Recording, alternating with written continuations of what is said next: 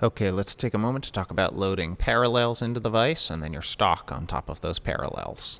Parallels are stored as a set of matched pairs, and by matched pairs, imagine that both halves of the pair were precision ground at the same moment in time. They come in many different heights, depending upon how far up in the vise you want your material to rest, and they are often filthy. Start to think of every smear and stain as dimensional, something that will become problematic when you are trying to control the dimensions of your precision-made parts.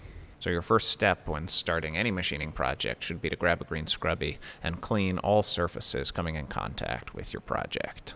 Look at how with clean parallels I can better focus on the project at hand rather than being distracted by the dried coolant stains from the last time around.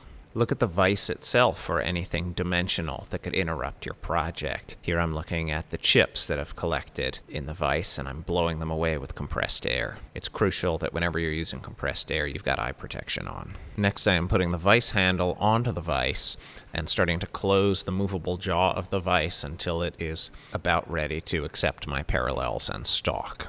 Next, I am inserting the parallels against both jaws of the vise and that they are not hanging out over the edge of the vise. Then I am further closing the vise until just the moment when my stock can slide down in and sit on top of both parallels. This is the key function of the parallels.